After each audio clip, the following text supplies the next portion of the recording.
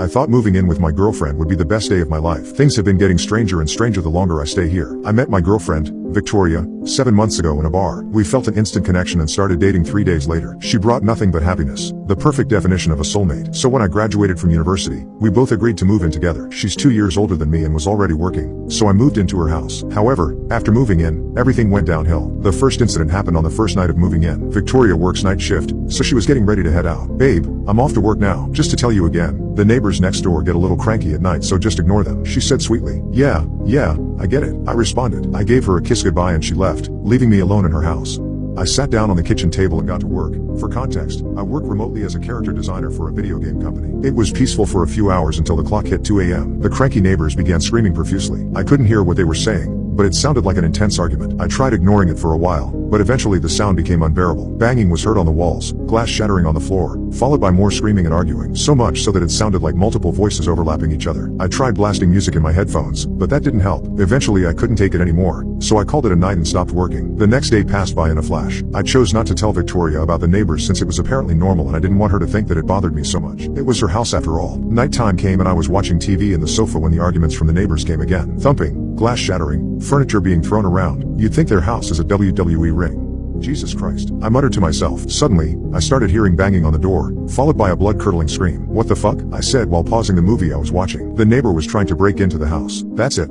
That was the last straw. I got up and went to the back door where the banging and screaming was being heard. I grabbed a knife from the kitchen table in case the man would break the door. Thank God it was locked. Just in case, I leaned against it, each punch crushing my back. My heart was racing. My hands were shaking. I didn't know what to do. For all I knew, the man could seriously hurt me. It felt like an eternity before what I'm assuming is a man stopped banging the door. Concurrently, the screaming stopped, and it was silent. "The fuck?" I muttered under my breath. There was no way I was going to live in these conditions.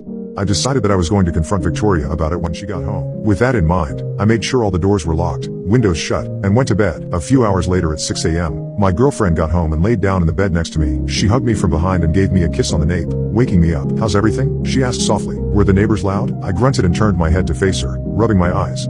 "What?" Victoria giggled. "How did it go with the neighbors?" I found it strange that she asked me that today but not yesterday. Maybe it was me being tired. "The husband tried breaking in," I said. "He banged on the door for at least 2 minutes, screaming. I thought that was the end for me." "Seriously, Victoria, I don't think this house is safe for us to live in. As long as the door is locked you should be fine." She smiled, sweetly. I gave Victoria a serious look. "Listen, I can't live with these conditions." I tried to say it as nicely as possible. "I didn't even feel safe in this house last night." "You're telling me this is going to happen every single night?" Victoria looked down, her eyelids drooping down in discomfort. I felt sorry blaming her for something that wasn't her fault, but we obviously needed to do something about it. "I can't fear for my life every night. I'll call the wife tonight and see if anything can be done." She hugged me tightly. "Okay?" I smiled and kissed her forehead. "Thank you, baby. I know it's not your fault, but it's impossible to live in fear in my own house every night." On the following evening, Victoria left for her night shift. Once again I was left alone in her house. She texted me around 15 minutes later, telling me that the problem was solved and that it should be better tonight. I thanked her and laid down on the sofa to wind down. I ended up falling asleep while watching a movie. I woke up a few hours later at 4 a.m. to screaming from the psychotic neighbors once again. Furious, I got out of bed and prepared myself for confrontation. I was ready to finally get to the bottom of this. However, as I walked closer to the front door, something felt off. I noticed the voices and banging a little closer than usual, as if they were in the same house. It was the first time I ever paid attention to where the sound was truly coming from. But it was still unexpected. Subtle, but unexpected. Following the traces of sound, the screams didn't take me to the front entrance, or to the house next door. They took me to the basement door, the only part of the house I haven't gone into yet. My heart began racing. This has to be my hallucinations. The sounds can't be coming from my girlfriend's basement, right? With my legs trembling, I tried to push the basement door open, but it was locked. It only resulted in even louder screams coming from downstairs. They sounded like a cry for help. "What the fuck is down there?" I muttered. The thought alone sent shivers down my spine. Thankfully, or unthankfully, my uncle taught me lockpicking when I was younger in case I was in a dangerous situation where I needed it. Thanks, Uncle Will. So if there has ever been an opportunity to use that skill, it would be now. I took 2 paper clips and started fidgeting them inside of the lock. In just a few minutes, the door unlocked, but it still wouldn't open. I looked around the house for anything I could use, until I found a crowbar. Using all my might, I pushed the door open. Looking back, I wish I hadn't. Instantly, I heard loud, blood-curdling screams piercing my ears.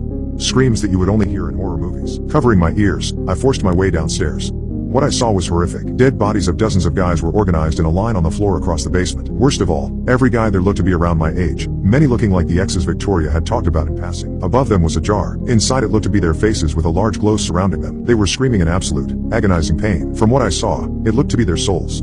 The sealed, trapped souls of innocent men facing endless pain in their afterlife. The stench was unbearable. Their bodies were bled out, as if everything inside of these men were sucked out to leave only their pure skin. Despite that, their faces were somewhat recognizable, each body neatly placed to keep its original shape. Their names were written in blood in front of each body.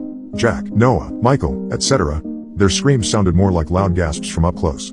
The room was so loud I was getting dizzy. The screams only got louder. It sounded loud enough to screech into my brain. My mind went blank, my body shaking at the thought that this was my girlfriend's creation. It got even worse when I got to the end. Another name written in blood, with no body behind it, as if it was still being prepared. Dylan. That was my name. I then got a notification on my phone. A message from Victoria. My heart stopped just by reading it. Hey babe, OMW home. Sorry about yesterday. Let's have some fun tonight.